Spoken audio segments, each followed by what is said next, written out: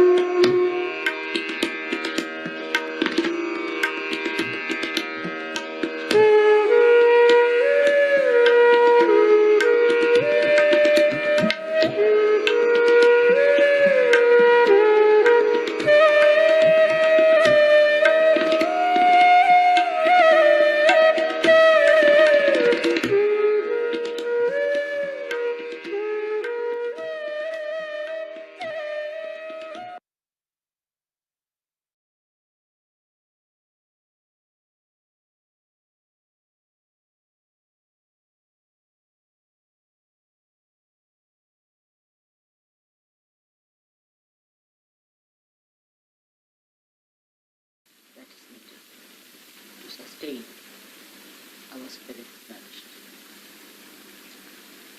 That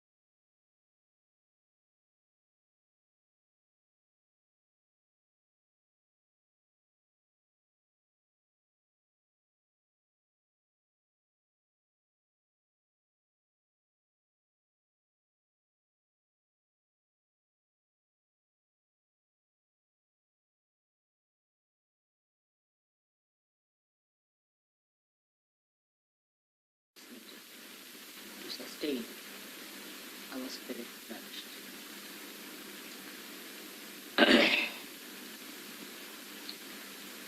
I think it is the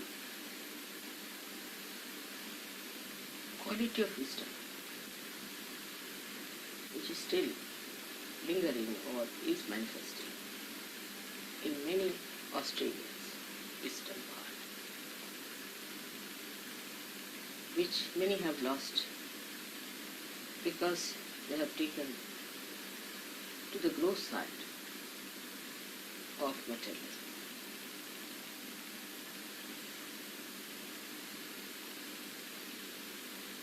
Sri Ganesha is a tremendous purifying power, tremendous purifying power, because it cannot be contaminated. Whatever you may try, it cannot be contaminated. Only thing is, it may receive back. It may not manifest. But wherever it is in its absolute form. If you know how to use it, you can purify everyone, you and yours, everyone.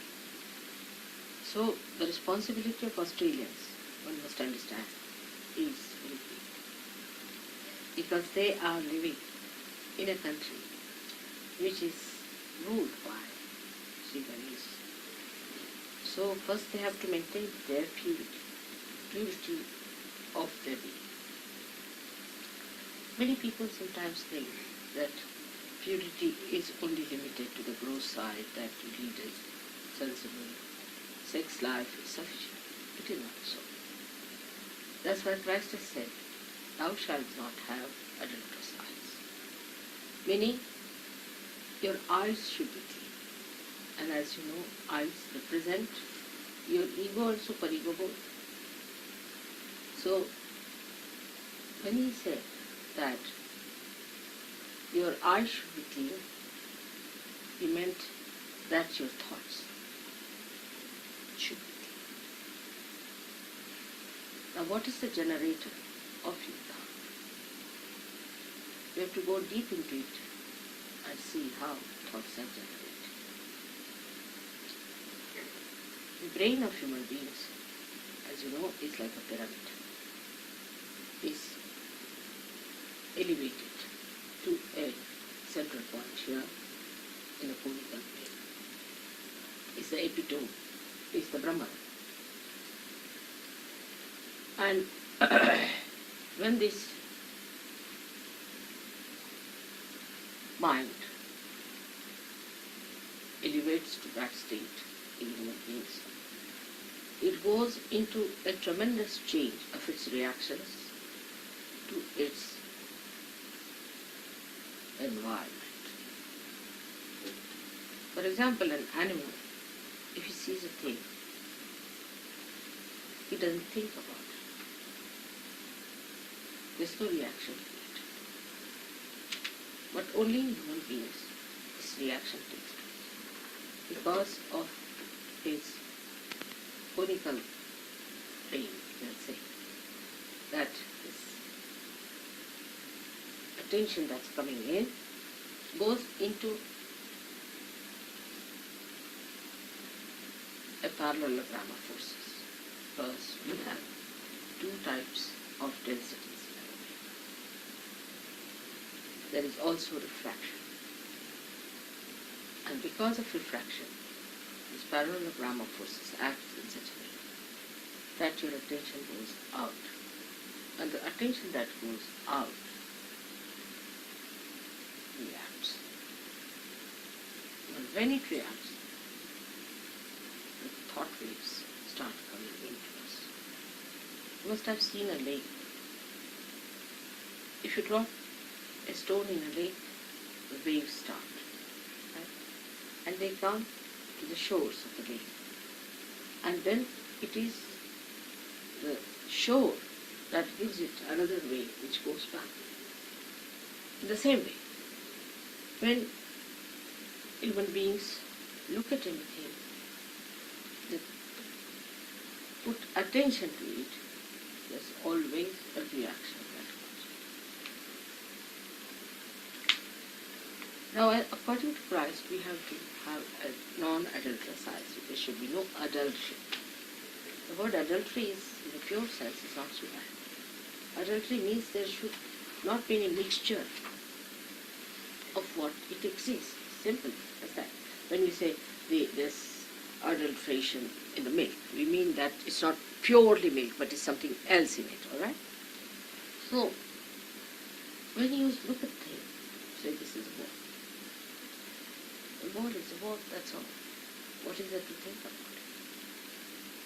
But a person who is not realized so will immediately start thinking about the ball. Now, depending on the conditioning of a person. If a person is a very perverted soul, I don't know what he'll think of the ball. Because I can't go to every limit of things. I'm sorry, I have certain limitations. But a person who is, say, a normal person also may start thinking about the ball, how much it will cost, what will happen, this and that, all sort of conditioning according to money, okay, because of his money. If he's ego-oriented, then his thoughts would go react in that same way. This is the adulteration, that when you look at things, there's nothing to think of. What is there to think? Whatever is, it is. But we think by thinking, we solve the problems. Also, this kind of a myth exists among human beings. That when you look at something or you think about something, then you solve the problem. It's not good. It's a myth. Because thinking is just an empty process of the mind. It's like a wave passing towards the shore and think that it can just engulf it or dissolve it. So the thought is just an empty vessel which carries nothing. It cannot do anything. It cannot bring forth any fruit whatsoever. Sometimes this statement might look very big and you might think, how can that be, Mother? We've done so much bad thinking. But you have not. Whatever you have done is through spontaneity.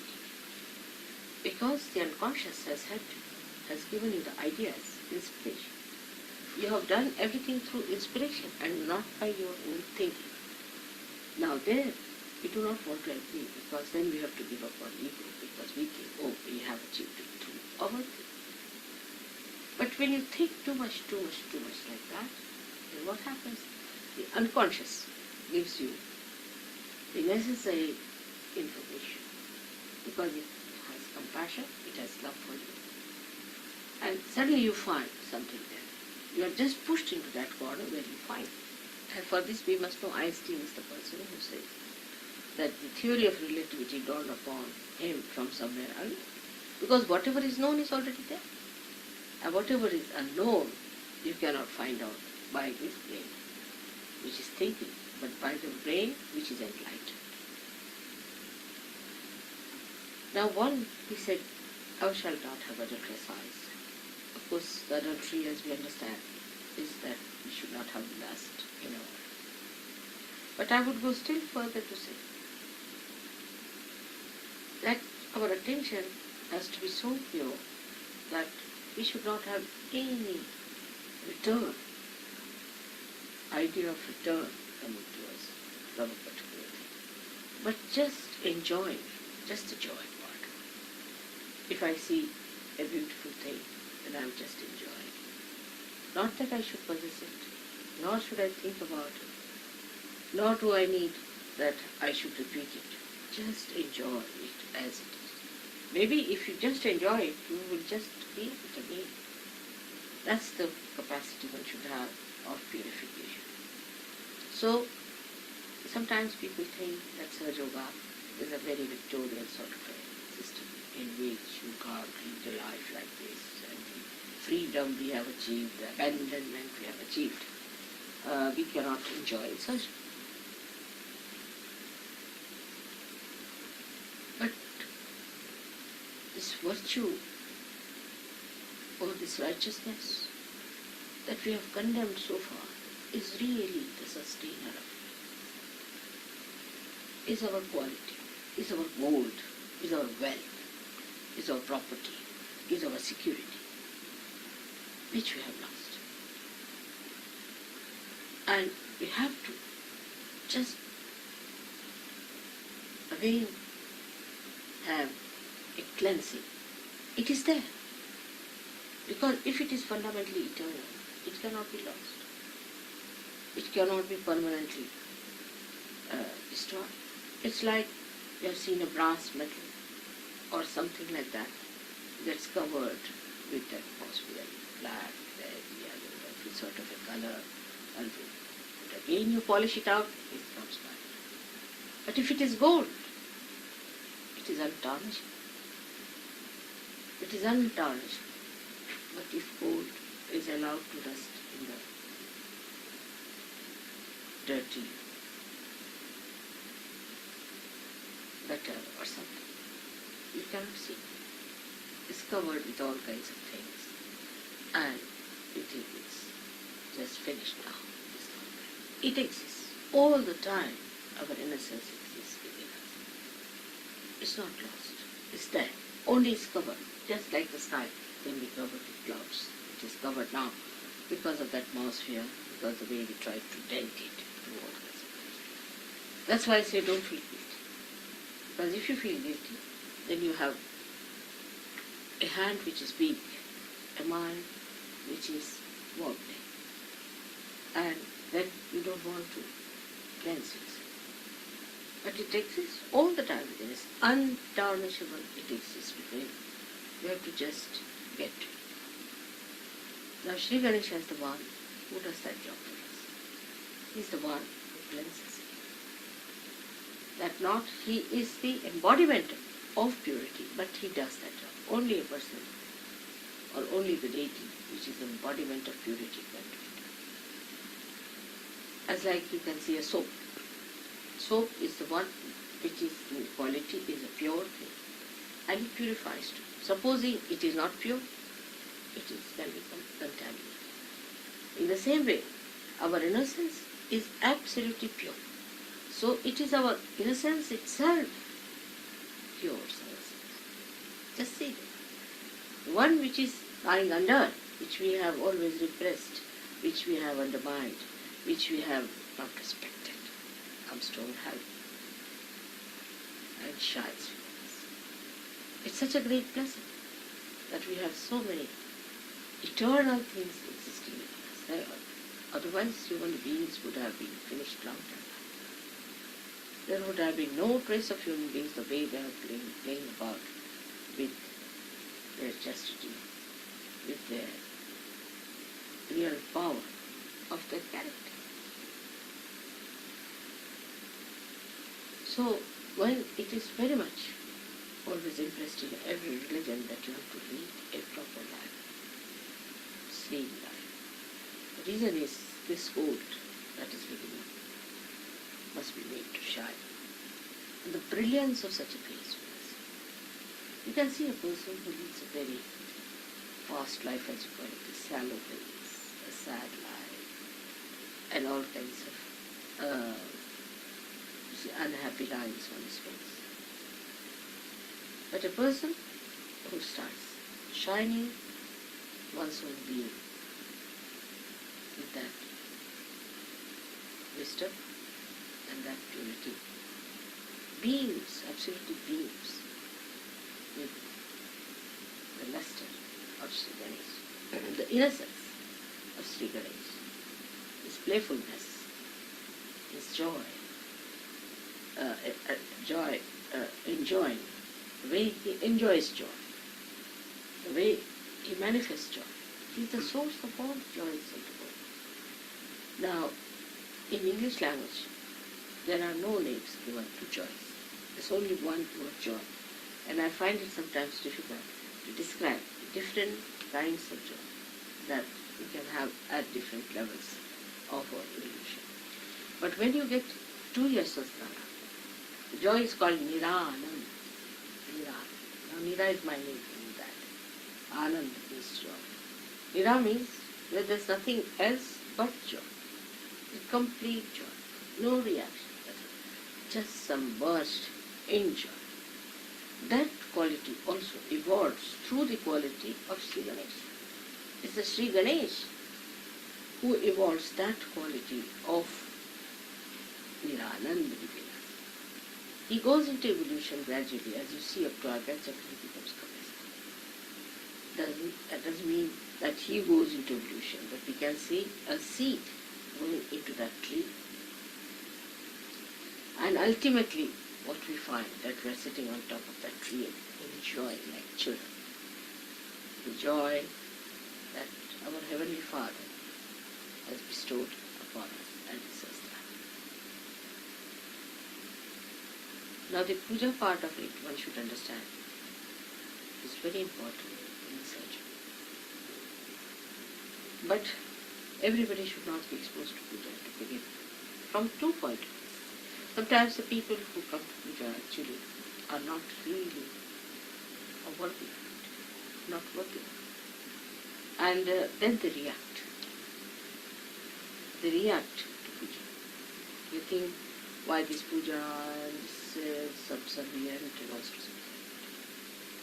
Because they are not worthy of it. They have to find out some excuse to justify their unworthiness. So we have to first find out if the person is worthy of puja or not. If the person is not worthy, it's better to leave the person alone till he becomes worthy of it. Because doubts and all those things can obstruct flow of vibrations to other people, and such a person can create a problem for others. So it is not civil on that person also to be in the puja. If the person has not got an open heart and understanding of what puja is. Doing puja to any deity as such is not easy, especially to Sri Ganesha. Those people who do puja to Sri Ganesha should know that, of course, it has to be a Swayambhu, means the one that is created by Mother Earth. No other Ganesha should be worshipped. And if they are not realized soon, they can never worship Sri Ganesha. We cannot even think of it. We cannot even take his name. It is so much difficult to reach Sri Ganesha. But after realization, the first thing you have to do is to worship Sri Ganesh, because that's the basis on which you got your realization. He's the one first who got his crucifixion, then his resurrection. And it is the one who opened the path of realization for you. So you have to worship him before any other deity. With the greatest sacrifices, the greatest evolutionary ascent you achieved for your sake, to become a human being, to die, and to suffer like a human being, so that you should not find it difficult to get your realization. Today when we say that, oh, it's so easy, how do you get it? We forget that people have done a lot of work to achieve it for you, to create the path. Like supposing I come to birth. See, when I was studying in schools, I used to read about birth. And I could not imagine that Indians could easily reach birth so easily from, say, just fly out and you are just there. But it's possible today that we have achieved this kind of an ascent from India to birth so easily. Because people have worked for it. People have sacrificed. How many people must have died creating an aeroplane? How must have had shocks and things like that? We are now just using, we are so privileged to use their sacrifices for our benefit. It's all we take for granted. In the same way, in spiritual ascent, when we say it's easy, it's not so easy as you think it, because it is worked out since ages, in a very deep way. And even your mother has worked very hard to achieve it. So somebody has done the job. So if it is easy, you should thank your stars that it's not difficult for you. Instead of doubting it, why is it so easy? That you want to contribute something to it. All right, you can. But first, take advantage of what is available, and then you can contribute also something more to it. If you have not known an ordinary aeroplane, how are you going to build a complicated one? So first know that whatever is achieved is self-realization and the cleansing power of Sri Ganesh. Establish Sri Ganesh. First of all, you must establish it, and then you can use it for others, for yourself, and for bettering the methods of Sanjoga that you have learned. That's how Sri Ganesha is so important for all the surgeries, to be understood in its all aspects. But this principle is very enormous, I should say. Principle is very spread out. It's very subtle. So to understand in its all aspects is not easy. Only thing what you can do is to become one with it. Like the ocean, if you become one with the ocean, you become the ocean. Just become one with it. And that's how it works like that. But if you use your brains to understand it, your brain cannot even capture a wink of it. So best thing is that you just be humble about the whole process. Just try to become one. And those who can achieve that will realize that they have become joy themselves, and they have those joy-giving qualities. They have those qualities by which they just give bliss and peace to others. Just they being there itself is sufficient to create this feeling. I always had great hopes on Australia, and I was sure that one day it will happen in a big way. And when it happens here, we achieve greater results in other places. You have to work hard, and you all have to work very hard to understand the importance of this country, your importance as Australians.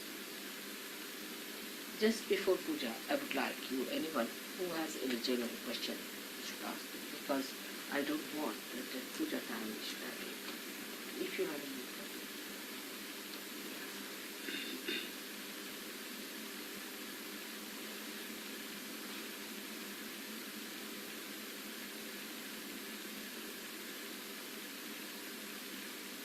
very important. Because Sri Ganesha himself is Tishtati. He is the one thought. He is the one who makes you settle down. The word is thought.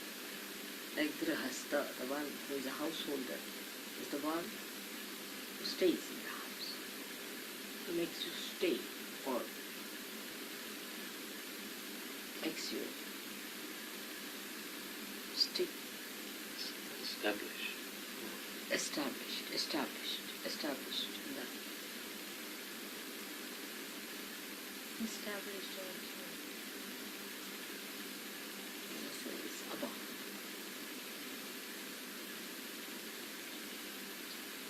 Establishment and all those words. Making Rosita. Settled. Settling, that's it. Settling. All these, or we should say rooted. Keeps you rooted is a better word. Rooted. So, my big message to work. The center is a door. This is the door. See that is. And not to find out more people who are true seekers. And don't quarrel with people who are doubting such. Just don't quarrel. Gradually all of them have to come. And if they don't come, don't despair. That's all. That's their luck. So you just don't argue on that point. Don't waste your energy arguing them. We have other methods of convincing them, of giving them bandhar, of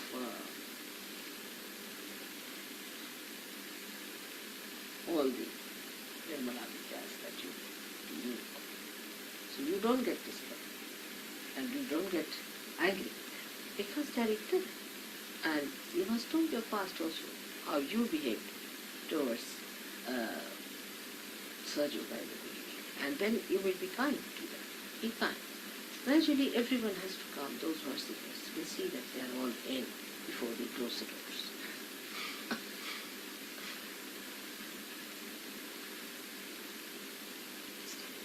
We will do the puja. Come.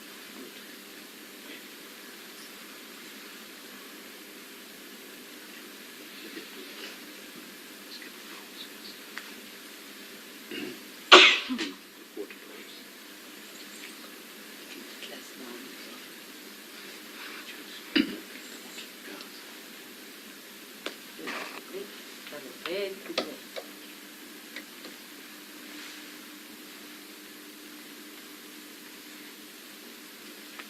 Did I give you these this time? No. These were last time. Okay.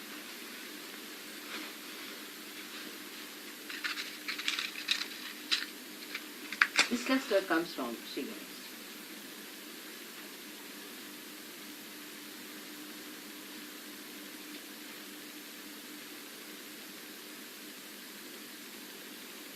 We would have liked to have taken you to Ayers Rock this time, Mother, too. Yes, I would love to see, but how far is it? It's quite a long way, and it means one air journey to Alice Springs to the centre, and then another smaller plane to the place. We could do it, if you wish. But We'll do next year, doesn't it? I'm just there. It's such a beautiful place, full of vibration. I'll see photographs. We should get some more photographs for people to see. You see, Indians, when I tell them, they said they haven't seen the photograph. Okay. So if you could have some film or something, they would love to see. Actually, we could put together a little exhibition. Yeah? Of I mean, you even see the trunk going Yes, like that. Can yes, you imagine? yes. What more you want the Yes. expression of Sri Ganesha? And it's exactly on the parallel of latitude as Chindwara. As Chindwara. As it is north, yeah. so it is On the south. other side, yes. Capricorn. On the Capricorn. Exactly. Not within a few degrees, but exactly. What's the latitude? I've got it written down. It's 22 and a half, 23 degrees. But it's a little... And altitude? It's, I think it's on a plateau about 1,800 feet or something like that. No, what you call The elevation of the hill, the mountain. mountain. You see, we have two things. No, one Oh, longitude, sorry. Longitude. I don't know. Longitude. Let me check that. Does anybody know? We should find out. I'll find out. What is on the other side of it.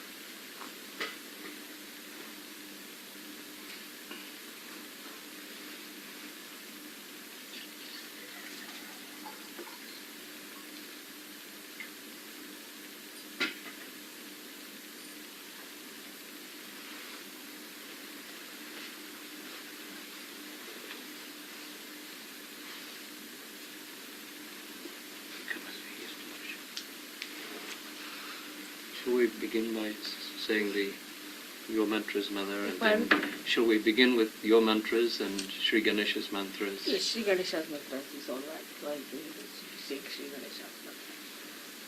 First Washing thing. my feet, yes. So my feet are Sri Ganesha. The hands are Sri Krishna. And the head is Radha. Begin with.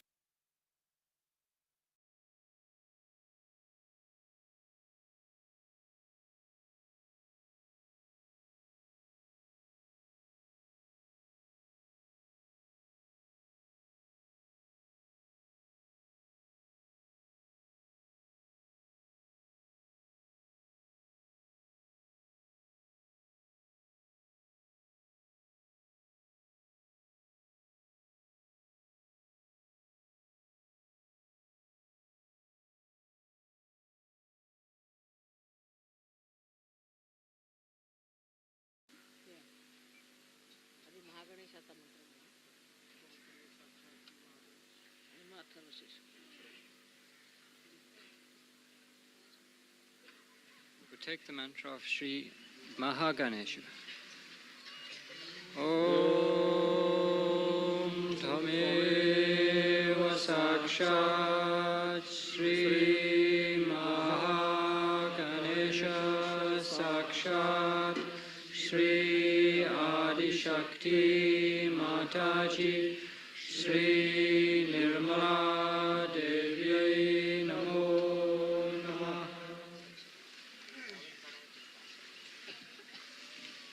Om Namaste Ganapataye Tvameva Pratyaksham Tattvamasi Tvameva Kevalam Kartasi Tvameva Kevalam Kartasi Tvameva Kevalam Hartasi Tvameva Sarvam Khalvidam Brahmasi Tvam Sakshat Atmasi Tyam Rutam Vachmi Satyam Vachmi Avatvam Mam Avavaktaram Avashotaram Avadataram Avadhataram Avashisham Namo Pashyam Avashishantat Avapurastat Avottaratat Avadakshinatat Avashodvatat Avadharatat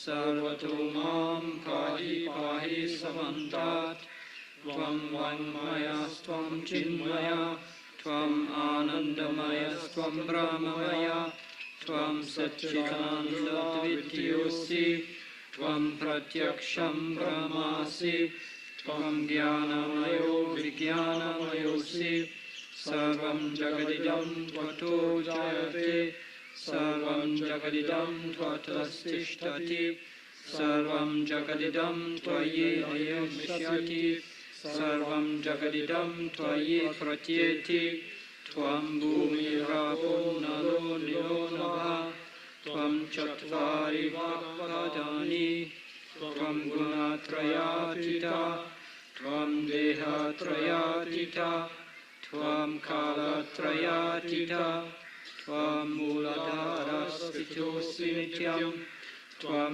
शक्तित्रयात्मका त्वां योगिनो ध्यायन्ति नित्यं त्वां ब्रह्मा त्वां विष्णुस्त्वां रुद्रस्त्वाम् इन्द्रस्त्वाम् अग्निस्त्वां वायुस्त्वां सूर्यस्त्वां चन्द्रमास्त्वां ब्रह्मभूर्भुवस्वरोम् गणादिं पूर्वमुच्चार्य वर्णादिं तदनन्तरम् अनुस्वारा परतरा अर्धेन्दुसंस्थं तारेण रूढम् एतत्तवामनुस्वरूपम् गकारपूर्वरूपम् अकारो मध्यमरूपम् अनुस्वारश्चान्त्यरूपम् बिन्दुरुत्तररूपम् नादसन्धानम् सन्तासन्धिः सैषा गणेशविद्या गणकऋषि निःसृत गायत्री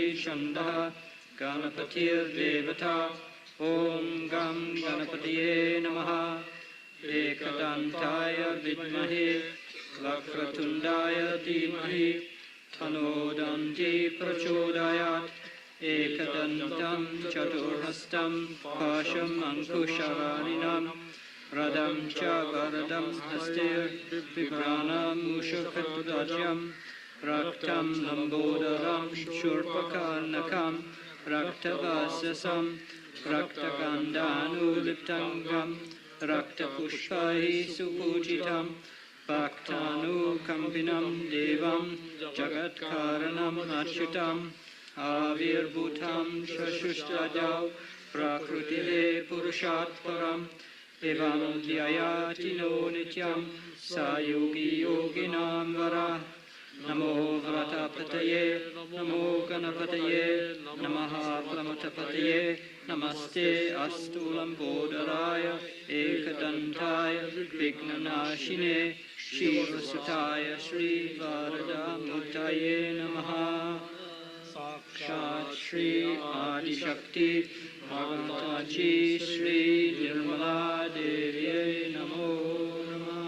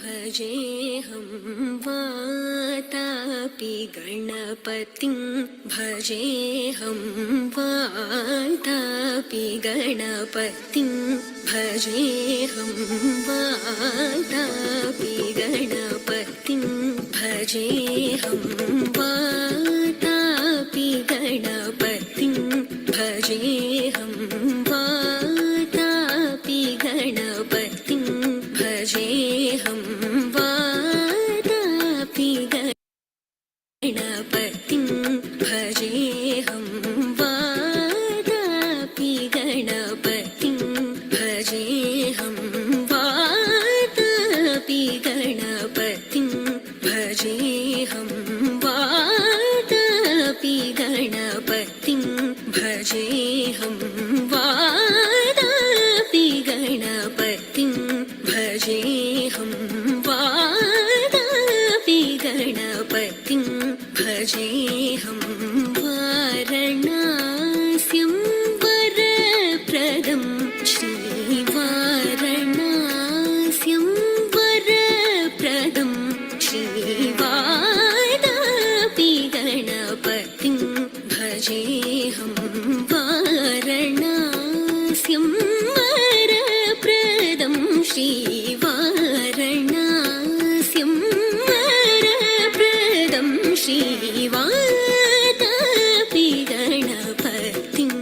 भजेऽहम्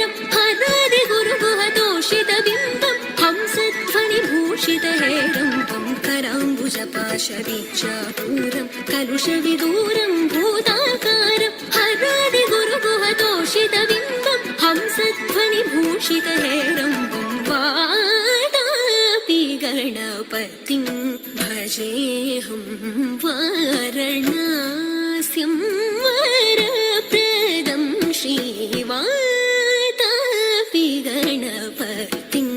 भजेऽहम्